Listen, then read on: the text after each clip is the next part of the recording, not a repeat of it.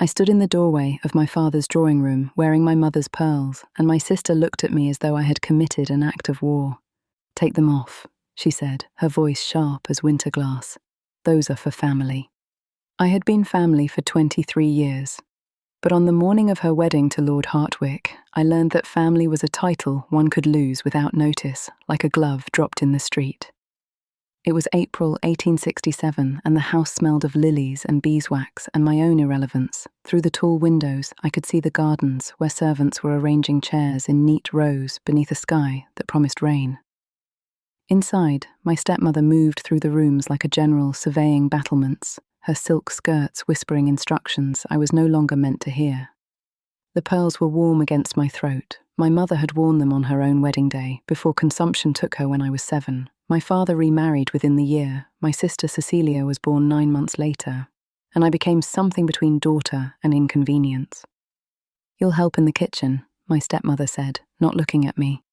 "The tea service will need attending. Cecilia's guests must not want for anything." I had organised this wedding. I had written the invitations in my careful hand, arranged the flowers, consulted with the cook about the menu. I had done this because I believed that usefulness might purchase belonging. But as I stood there in my mother's pearls, I understood that I had been spending currency that held no value. My father's second wife had spent 17 years erasing my mother from this house, and I was the last inconvenient proof of her existence. "And change your dress," Cecilia added, adjusting her veil in the mirror. "That shade of blue is too fine for your position." My position, not my sister, my position. I removed the pearls with steady hands and placed them on the dressing table. Something inside me, something that had been bending for 17 years, went perfectly still. I was 7 when I learned to make myself small. My father's house was not unkind in the way of Gothic novels. There were no locked attics or withheld meals. The cruelty was subtler, more British, more complete. It lived in the way my stepmother rearranged my mother's portrait, so it faced the wall. In the way my father's eyes would slide past me at dinner as though I were a servant he could not quite place. In the way Cecilia was introduced as our daughter while I was simply Eleanor. I learned to be useful. I organised my father's correspondence, managed the household accounts, taught myself French and Italian from books in the library that no one else opened. I believed that if I became indispensable, I might become visible.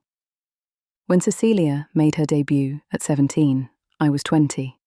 I had no season, no introduction to society. My stepmother explained this with perfect reasonableness. "Your father cannot afford 2 dowries, Eleanor. And Cecilia's prospects are so much brighter." I helped Cecilia dress for balls I would never attend. I listened to her catalogue her suitors, the honourable this, the lord that, while I darned her stockings and pressed her gloves. She spoke to me the way one speaks to a lady's maid, with casual cruelty born not of malice, but of genuine inability to imagine my interior life. "You don't mind, do you?" she would ask, not waiting for an answer. "You were never suited for society anyway. Too bookish, too serious. Men don't want that." I never asked what men did want. I understood, even then, that the question was irrelevant. I had no dowry. I had no mother to champion me. I had only my usefulness, which I offered up like prayer. When Lord Hartwick began courting Cecilia, I was instructed to chaperone.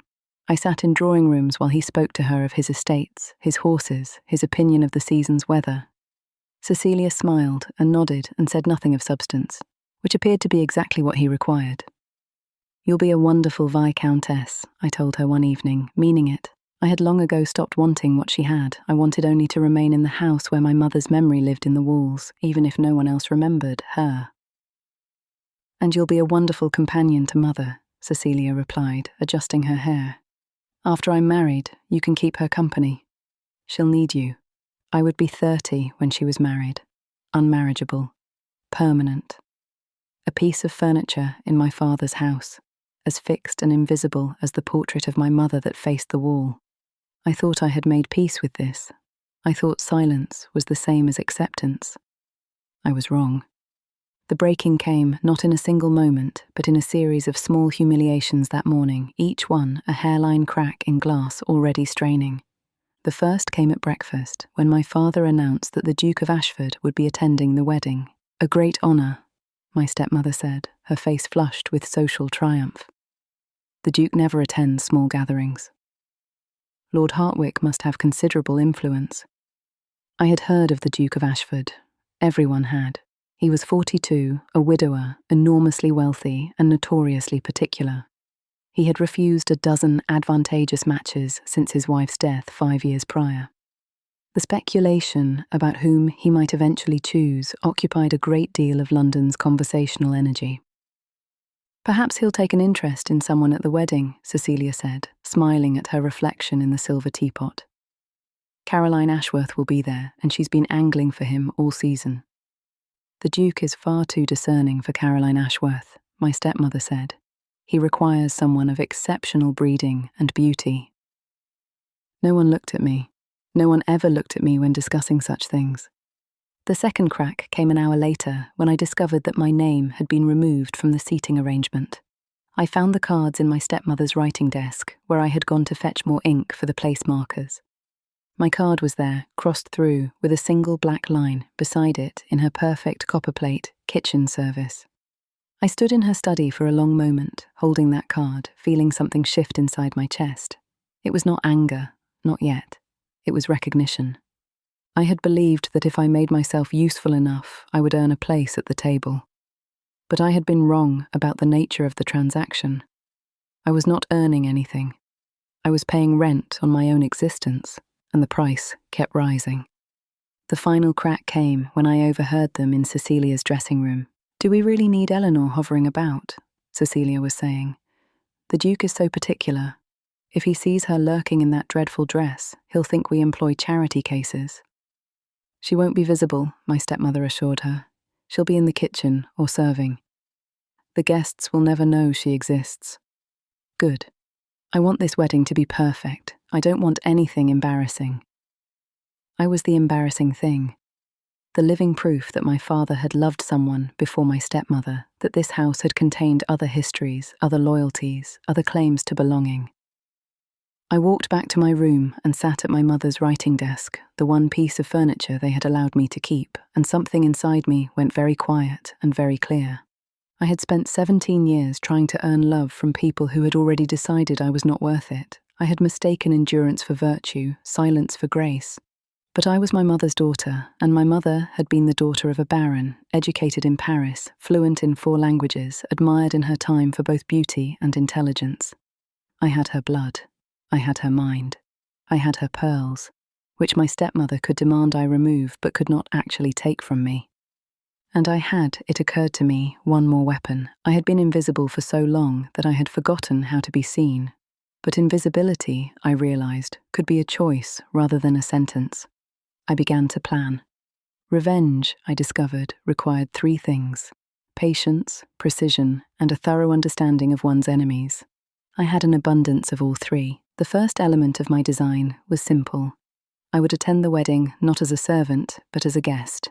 I would attend as myself, as my mother's daughter, as the rightful heir to half of everything my father possessed, as a woman of education and breeding who had been treated as neither. I had no illusions about my appearance. I was not beautiful in the way Cecilia was beautiful. My features were too strong, my colouring too subdued. But I had my mother's bone structure, her height, her bearing. And I had something Cecilia lacked. I knew how to listen, how to converse, how to make a person feel that they were the most fascinating creature in the room. I had learned this from books, from observation, from 17 years of being the audience to other people's performances. I had studied society the way a general studies terrain, and I knew its rules better than those who moved through it without thought. The second element required courage and a small act of defiance. I went to my father's study while he was out riding. I knew where he kept the household accounts, the records of my mother's settlement, the papers that outlined exactly what I was entitled to upon her death. Everything had been left to me in trust until my marriage or my 30th birthday. My father was merely the trustee, but he had administered this trust as though the money were his own, spending it on Cecilia's debut, her wardrobe, her wedding. I had legal grounds to contest this. I had always known it, but I had never had the courage to speak. Now, sitting in his study with the afternoon light slanting through the windows, I copied out the relevant passages in my careful hand. I would not threaten him, not yet, but I would carry this knowledge like a talisman. The third element was the most delicate, my dress. I had the blue silk that Cecilia had deemed too fine. I also had my mother's jewellery box, which I had hidden in the back of my wardrobe for 17 years. Inside were the pearls, yes, but also her sapphire earrings, her diamond hair combs, her wedding ring. I spent the afternoon before the wedding in my room, altering the dress. I was skilled with a needle, another accomplishment born of necessity. I raised the neckline slightly, added lace at the sleeves, changed the trim from cream to ivory. The result was elegant, refined, entirely appropriate for a woman of good family attending her sister's wedding.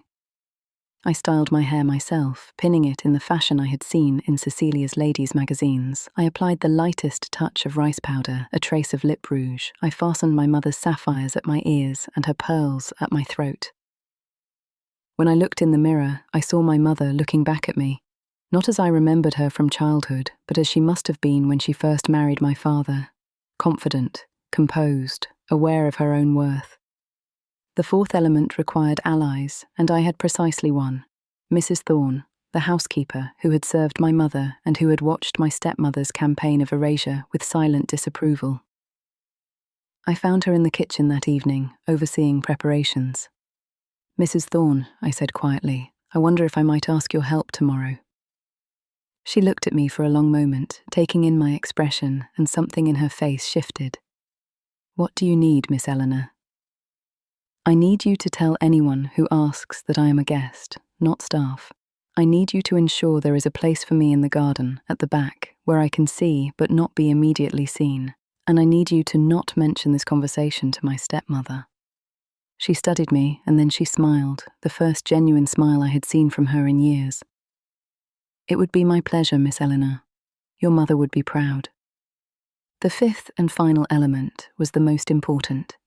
I needed to understand the Duke of Ashford. I spent that evening in my father's library, reading everything I could find about him: society columns, business reports, even a privately printed memoir of his late wife. I learned that he had married for love the first time, that his wife had been a scholar of botany, that he had endowed a women's college in her name.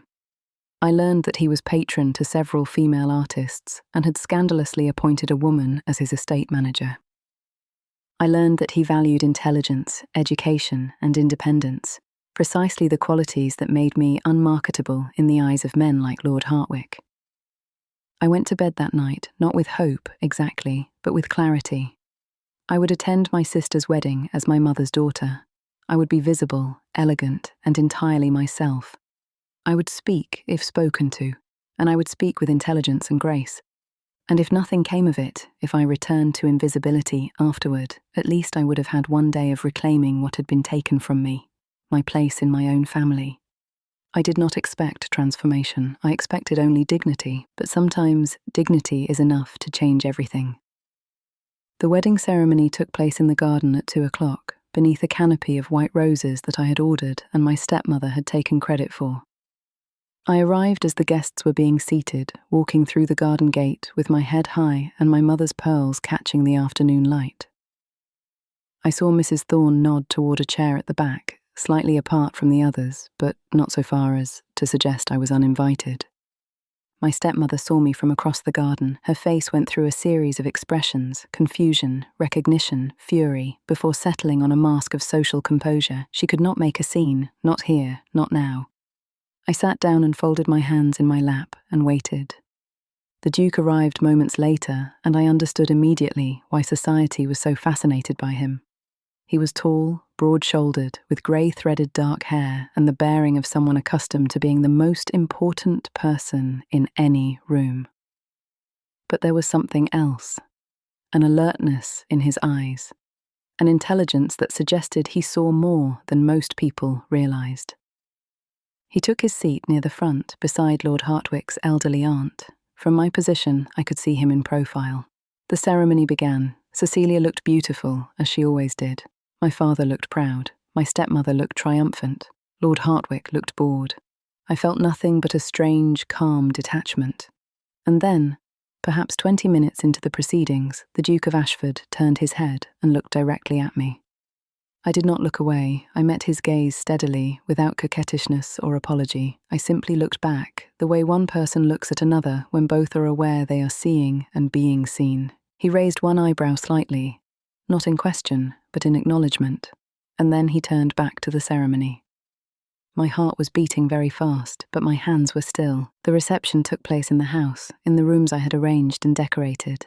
I had planned to remain on the periphery, to observe and then withdraw. But as I stood near the terrace doors, watching guests circulate through the drawing room, the Duke of Ashford appeared beside me. "You're not listed in the wedding party," he said, without preamble, which suggests either an administrative oversight or a deliberate slight. Given the expression on the bride's face when she saw you, I suspect the latter. I turned to him, startled by his directness. "I am the bride's half-sister, Your Grace." My presence was not considered essential. Ah, he studied me with those alert eyes. The daughter from the first marriage. I take it the current Lady Thornwick does not appreciate reminders of her predecessor. "You are unusually perceptive, Your Grace." "I am unusually old," he said dryly, "and have spent enough time in society to recognize its patterns. Tell me, does your sister know that you speak French?" I hesitated. "How did you know that?" "The book in your reticule, Baudelaire. I noticed it when you opened the clasp to retrieve your handkerchief earlier. Not typical wedding reading." I felt my face warm. I had brought Les Fleurs du Mal because I needed something to steady my nerves, and poetry had always done that for my mother. "I learned from my mother," I said simply. "She believed women should be educated." "A woman of sense." He paused. "I knew your mother, actually. Years ago, before her marriage. She was considered one of the most accomplished women of her generation, brilliant conversationalist. Wasted on your father, if you'll forgive my saying so." Something inside my chest tightened. "You knew her." "I attended her debut. She spoke to me about Voltaire for 20 minutes and made me feel like an interesting person rather than a wealthy one. I've never forgotten it." He looked at me carefully. "You have her eyes. The same quality of attention." I could not speak for a moment. No one had spoken of my mother to me in 17 years. No one had suggested she was worth remembering. "I have been told," I said finally, "that I am too bookish for polite society." "By whom?" "People who don't read." Despite everything, I smiled. "Come," he said, offering his arm. "Walk with me. I want to hear what you thought of Baudelaire's concept of ennui as spiritual ennui rather than mere boredom. The current translation is inadequate, and I suspect you've read the original." I took his arm because I could not think of a reason not to, and because, for the first time in 17 years, someone was asking what I thought rather than what I could do. We walked through the reception together, and I found myself speaking as I had never spoken before, about poetry, about philosophy, about the difference between French and English approaches to beauty. He listened the way my mother must have listened to him all those years ago, with full attention, as though what I was saying mattered. People began to notice. I saw my stepmother's face go rigid with confusion. I saw Cecilia staring at us from across the room, her mouth slightly open. I saw my father look at me as though seeing me for the first time. We were standing near the dessert table, discussing whether Flaubert's realism was more honest than Dickens's sentimentality, when the Duke said, quite casually, "Your stepmother is watching us with the expression of someone who has just discovered a snake in her garden." "She is wondering," I said, "whether she should intervene or whether doing so would make the situation worse." "And which would make it worse?" "Either," I admitted. "She cannot acknowledge me without explaining why I was not properly introduced. And she cannot ignore me while I am speaking with you." A delightful paradox. He smiled. "Tell me, Miss Thornwick, do you have plans after this wedding?" My heart stopped. No, Your Grace. I expect to remain at home." "Doing what?" "Managing the household, caring for my stepmother, the usual occupations." The usual occupations for women who have been made to feel they have no other options, he corrected gently. What would you do if you had a choice? No one had ever asked me that before. I would study, I said quietly. Languages, perhaps, or history. I would travel. I would see the places I've only read about. Then you should do those things.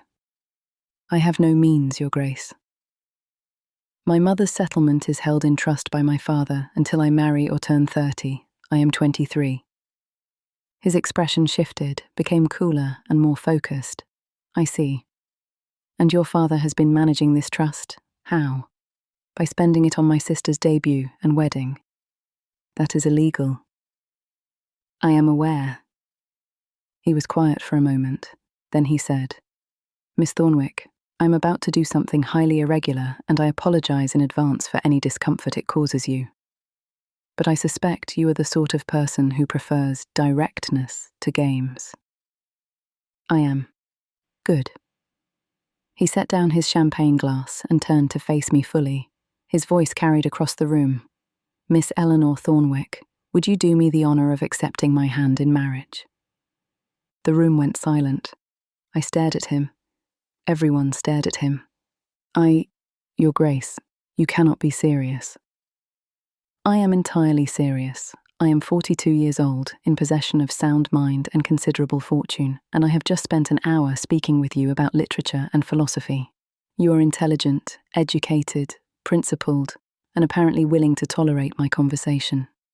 These seem to me excellent foundations for a marriage. He paused. Also, it would profoundly irritate your stepmother, which I confess I would find satisfying. Despite myself, despite everything, I laughed. Your Grace. Duncan, he said, if we're to be married, you should call me Duncan. Duncan, I amended, my voice unsteady, you don't know me. I know that you read Baudelaire at your sister's wedding because you needed beauty to balance cruelty. I know that you are your mother's daughter, and your mother was one of the finest people I ever met. I know that I have spent the better part of this reception wishing every other person here would disappear so I could continue talking to you. He smiled. I know enough. I looked at him, this man I had met an hour ago who was offering me everything I had stopped believing I deserved: choice, freedom, respect. Yes, I said, and my voice did not shake. Yes, I will marry you. The room erupted. What followed was the sort of social chaos that would be discussed in drawing rooms for the next 5 years. My stepmother tried to intervene, pushing through the crowd of astounded guests with murder in her eyes. Your Grace, I must apologize for my stepdaughter's presumption. She is unwell, overly emotional. She is nothing of the sort, the Duke said, his voice cutting through her protest like a blade through silk. She is, however, remarkably composed, considering that she has been treated as a servant in her own father's house, despite being entitled to half his fortune by virtue of her mother's settlement. My stepmother's face went white. Your Grace, I don't know what Eleanor has told you, but she has told me nothing beyond facts that are easily verified. I have made it my business to know something of the families in my acquaintance. I know, for instance, that Lady Catherine Thornwick, Eleanor's mother, left a considerable sum in trust for her daughter. I also know that the trust's terms specified the money was to be used for Eleanor's education, maintenance, and eventual marriage portion. He turned to my father, who had appeared beside my stepmother, his face red with embarrassment. Sir Thomas, I assume you have detailed accounts of how your late wife's fortune has been administered over the past 17 years. My father opened his mouth, closed it, opened it again. The money was used for the household, for both daughters. Was it? The Duke's voice was pleasant, conversational, deadly. Because from where I stand, it appears that one daughter has had the benefit of London seasons, extensive wardrobes, and an impressive wedding, while the other has been dressed in made-over gowns and hidden away like an embarrassing secret. That suggests to me a rather unequal distribution of resources.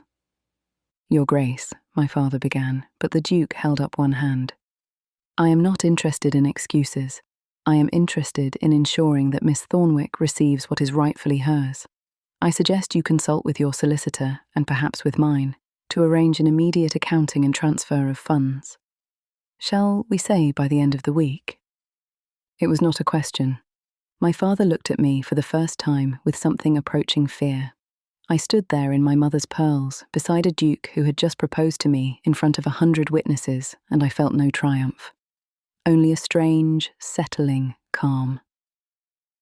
Eleanor, my father said weakly, surely you don't intend. I intend to marry the Duke of Ashford, I said clearly, and I intend to claim what my mother left for me. Beyond that, father, my intentions are no longer your concern. Cecilia appeared then, still in her wedding dress, her face twisted with fury. You did this on purpose. You came here to ruin my wedding. No, I said quietly. I came here as a guest. You are the one who tried to make me a servant. There is a difference. You're jealous. You've always been jealous. I have never been jealous of you, Cecilia. I have been invisible to you. There is a difference in that as well. She opened her mouth to respond, but Lord Hartwick appeared at her elbow, looking deeply uncomfortable. Cecilia, perhaps we should... Should what? Let her steal my day. I have stolen nothing, I said. I have simply accepted a proposal. If you feel that diminishes your wedding, perhaps you should consider what it says that my happiness is more interesting to these guests than yours. It was cruel. I knew it was cruel even as I said it, but I was beyond caring about cruelty. I had endured 17 years of small cuts, and now I was cauterizing the wound. The Duke offered me his arm. Shall we take some air? I believe the garden is quite lovely and significantly less theatrical than the drawing room. I took his arm, and we walked out into the April afternoon, leaving behind a room full of stunned guests and a bride who was no longer the center of attention at her own wedding. Behind us, I heard my stepmother's voice, shrill with social panic, trying to restore order. I heard my father attempting to make excuses. I heard the murmur of gossip beginning to spread like wildfire through the assembled company. I felt none of it. In the garden, beneath the canopy of white roses I had ordered and my stepmother had claimed, the Duke turned to me and said, I meant it, you know. The proposal. I know, I said. Why? Because I've been alone for 5 years, and in 1 hour of conversation, you reminded me what it was like to share a mind with someone.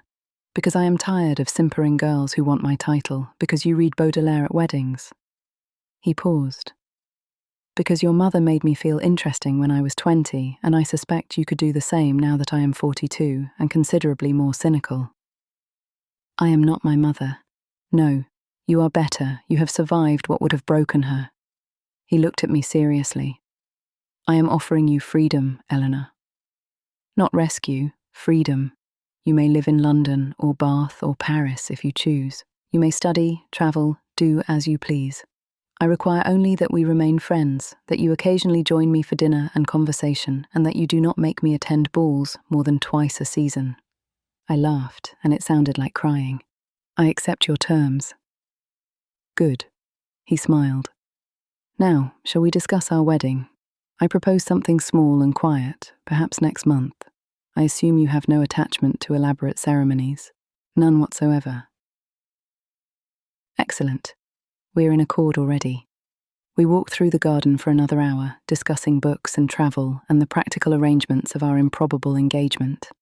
Behind us, through the windows, I could see the wedding reception continuing without us.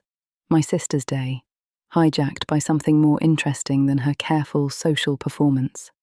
I felt no guilt, only the lightness of someone who has finally set down a burden they were never meant to carry. I married the Duke of Ashford 6 weeks later in a ceremony attended by exactly 12 people. My father did not come. My stepmother sent a note of congratulations, so cold it might have been etched in ice. Cecilia did not acknowledge the wedding at all. Mrs. Thorne came, though. She stood in the front pew and cried happy tears, and afterward she told me my mother would have been proud. I wore my mother's pearls and her wedding ring, and I felt her with me in a way I had not since childhood, not as a ghost, but as a legacy. She had given me intelligence, education, and the belief that I deserved better than silence. She had given me enough to survive until I could remember how to live. The Duke, Duncan, kept his promises. I studied languages at the university he endowed in his first wife's name. I travelled to Paris, to Rome, to Athens. I wrote articles on French literature that were published under my own name. I made friends among scholars and artists and other women who had decided that intelligence was worth more than social approval. I saw my father once more, 3 years after my wedding. He came to London to ask for money. His investments had failed, and he needed help. I received him in my drawing room, dressed in violet silk, and I listened to his explanations with the expression my mother must have worn when she realised she had married a weak man. When he finished, I said, "No." Just that. Number. He sputtered about family obligation, about duty, about how I owed him consideration. "I owed you nothing the moment you allowed your wife to erase my mother from her own house," I said. "I owe you less than nothing now.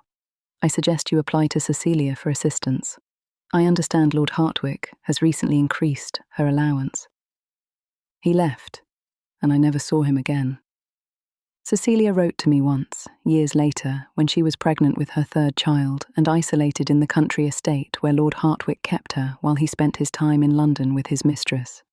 She wrote to ask if I was happy. I wrote back, "Yes, I am." I never heard from her again. I do not know if they understood, in the end, what they had lost when they tried to make me invisible. I do not know if my father ever recognized that the daughter he dismissed was worth 10 of the daughter he celebrated. I do not know if my stepmother ever woke in the night and realized that cruelty, however subtle, however justified by social convention, remains cruelty. I do not need to know. I learned something in that garden on my sister's wedding day, standing beside a man who saw me when I had stopped believing anyone would. Dignity is not something others can grant or withhold. It is something you claim for yourself, and once claimed, it cannot be taken away. My mother knew this. She tried to teach me by leaving me her books, her jewellery, her money, tools for freedom, should I ever have the courage to use them. It took 17 years and a single afternoon of humiliation for me to understand the gift she had given me. I am 40 now, the age my mother was when she died. I have published 2 books of literary criticism, endowed a scholarship for women studying languages, and travelled to every city my mother once dreamed of seeing. I have lived the life she would have wanted for me. And sometimes, when I am in my study at twilight, reading poetry by candlelight, I feel her presence in the room, not sad, not lost, but peaceful, proud. Duncan is in the next room, working on his correspondence. In a moment, he will come find me and ask what I am reading, and we will discuss it over dinner. We will argue about translations, about philosophy, about whether Flaubert really is more honest than Dickens. We will live the sort of ordinary, extraordinary life built on respect and conversation and the daily gift of being seen. Outside, rain is beginning to fall on London, and I am exactly where I am meant to be. At my sister's wedding, I was told to serve tea, and I discovered that sometimes the greatest revenge is simply refusing to be diminished.